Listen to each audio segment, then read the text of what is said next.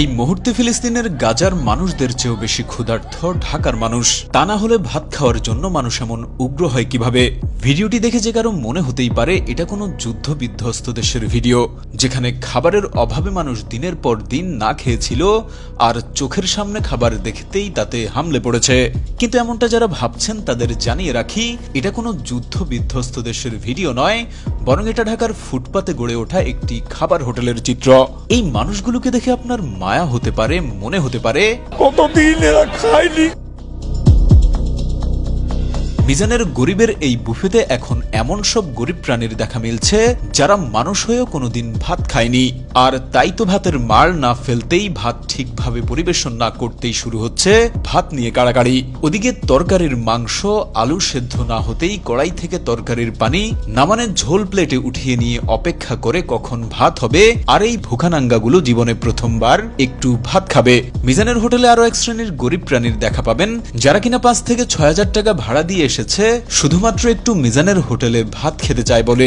মিজানের হোটেলকে ঘিরে এখন যা হচ্ছে তার রীতিমতো নোংরামির পর্যায়ে চলে গেছে, যেখানে একসময় সত্যিকার অর্থেই গরিব মানুষরা সাধ্যের মধ্যে একটু পেট ভরে খেতে পারত, সেই গরিবেরাই এখন উপেক্ষিত।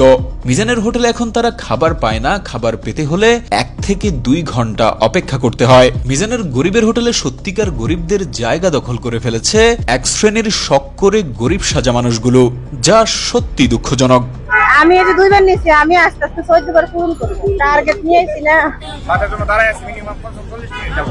ভাত নাই, এখন কি করবো? কিছু করার নাই। আলু খাচ্ছে।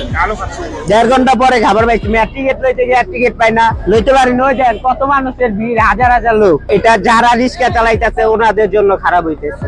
ওনারা 1 ঘন্টায় 200, 300, 400, 500 টাকা কাজ করতে পারতো, তো এরা এই জায়গায় সিরিয়ালে থেকে কাজ করতে পারতেছে না। ওই যে কতজন আছে বাইক নিয়ে, বাইকার, ওনারা আসতেছে, আইসা ভিড় করতেছে, তো ওনারা খাবার পাইতেছে না, নিতে পারতেছে না ওনাদের জন্য।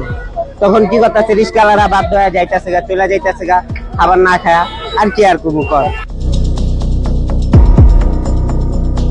ভাই, আমরা তালতলায় থাকি, ঠিক আছে? যে মিজান ভাইয়ের হোটেল আমাদের বাসা থেকেই দেখা যায়, কিন্তু অথচ আমরা মিজান ভাইয়ের হোটেলের জায়গায় পাই না। এই অবস্থা দেশের বিভিন্ন জায়গা থেকে, 64 জেলা থেকে মানুষ আইসা খাইতেছে। একটা কথা আছে না বাংলা প্রবাদ, যে মক্কার মানুষই হজ পায় না। আমাদের এই অবস্থা হয়েছে, আমাদের বাসা থেকে মিজান ভাইয়ের হোটেল দেখা যায়, অথচ আমরা মিজান ভাইয়ের হোটেলে এই জায়গা পাই না, ঠিক আছে? তালতলারে আগার গাঁয়ে মিজান ভাইয়ের হোটেল আছে, কত রঙের মানুষ আছে হাইরে মিজান ভাইয়ের হোটেলে, কত স্বাদের গোস্ত হাইরে নান্দে মিজান ভাইয়ের হোটেল আছে।